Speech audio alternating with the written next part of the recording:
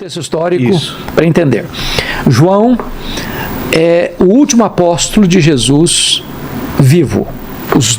Os outros todos já tinham sido martirizados. Eu estou falando aí por volta do ano 96. Tá. Domiciano, o imperador romano, assume o governo em 81, indo até 96. Domiciano foi chamado de o segundo Nero, ou Nero redivivo, pela maneira truculenta como ele perseguiu os cristãos.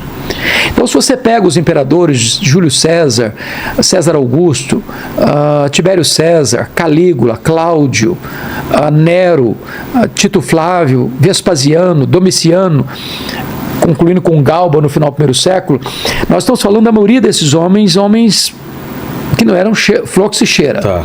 Mas Nero começa a perseguição crudelíssima. Domiciano vem na mesma toada. O que Domiciano faz?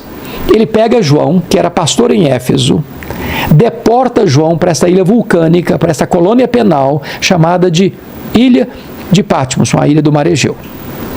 Então João está ali, isolado, é como se fosse a última pá de cal na sepultura da igreja sofrida. Quando Deus então abre uma porta para ele no céu e diz: sopra aqui que eu te mostrarei, não as coisas que talvez aconteçam, não as coisas que podem acontecer, mas eu te mostrarei as coisas que devem acontecer. Então o Apocalipse é uma revelação de Deus, numa linguagem muito simbólica, para um povo que está sendo massacrado, torturado e martirizado. Por isso, a riqueza de símbolos. Para quê? Para que aqueles que são de Deus entendam, aqueles que são inimigos de Deus não decifrem. Qual é o esboço de Apocalipse? É fácil de você memorizar o esboço de Apocalipse.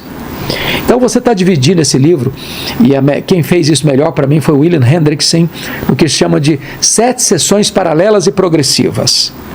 Ou seja, o livro de Apocalipse não é uma linha retilínea, do ponto A ao ponto B. O livro são 7 sessões paralelas e progressivas, onde a mesma verdade central é sempre enfatizada progressivamente. Qual é a verdade central do livro? É a vitória de Cristo e da sua igreja, na sua segunda vinda e no juízo final.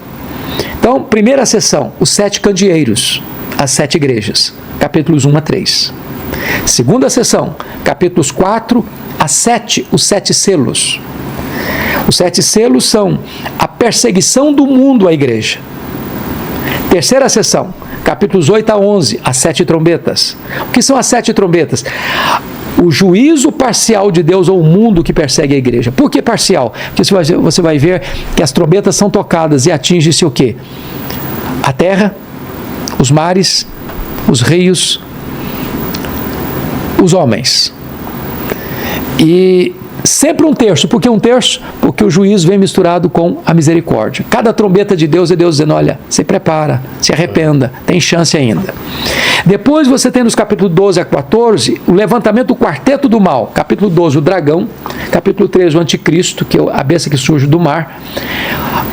O falso profeta, que é a besta que surge da terra. E no capítulo 14, a grande Babilônia.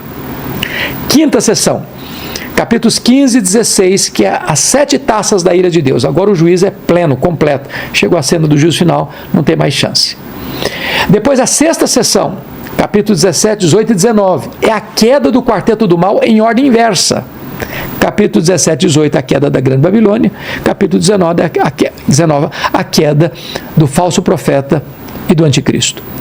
E vem a última sessão, dos capítulos 20 a 22, que é a cena do juízo final e o lançamento do diabo, da morte e de todos aqueles cujos nomes não estão escritos no livro da vida no lago do fogo.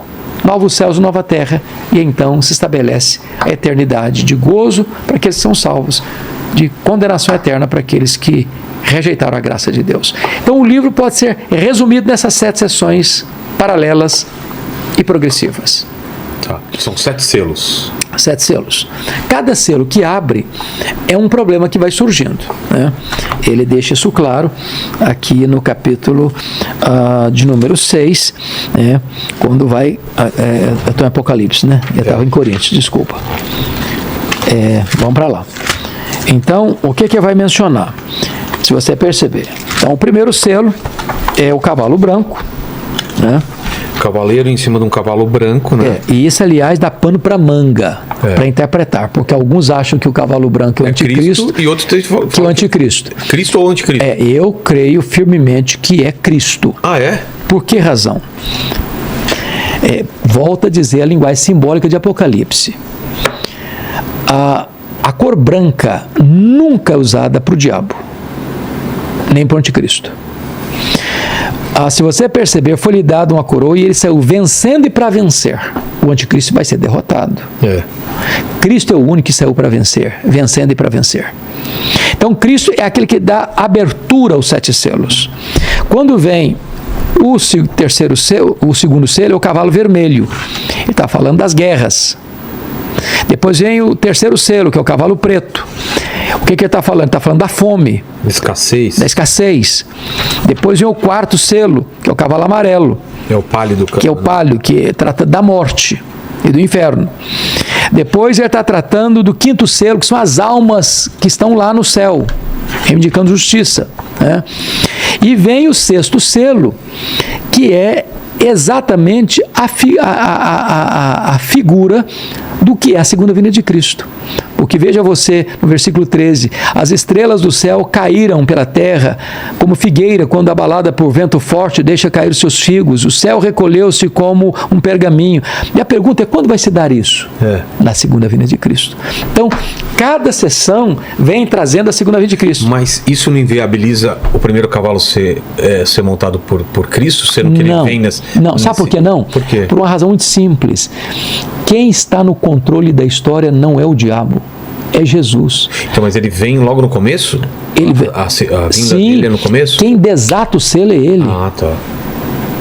É ele, a história não está à deriva. Quando você fala de guerras, de rumores de guerras, de fome, não é que isso pega Deus de surpresa e fugiu do controle de Deus, não. Deus está no controle.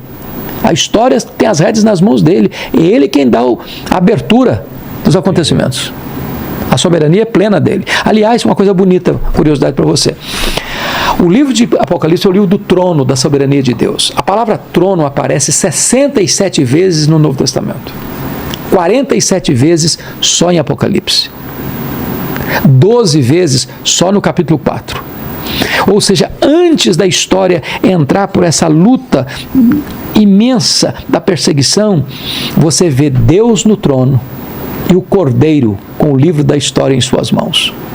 Ou seja, a igreja pode ter confiança de que, não importa o que vem, Deus está no controle e a história caminha para a sua consumação. Bom, queridos, o pastor Hernandes, ele trouxe um panorama excepcional sobre Apocalipse.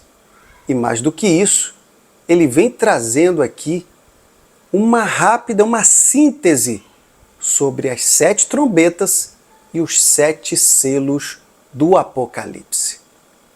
E como eu sempre digo, existem teólogos, existem os estudiosos e até aqueles irmãos que amam a teologia dos últimos tempos, a escatologia. E com certeza, se você é um deles, eu te convido, compartilhe, querido, se inscreva e reaja na palavra. Queridos, você tem uma opinião formada sobre os 7 selos e as 7 trombetas? Fale conosco. O pastor trouxe uma síntese realmente que você concorda? É algo que você está de acordo? E mais, em que situação nós estamos hoje e que você pode trazer para nós? Nós já estamos em qual selo? Qual trombeta já tocou? Por isso, queridos, essa comunidade vai continuar crescendo, porque aqui é reagindo na palavra. Se inscreva, compartilhe e reaja. E até a próxima.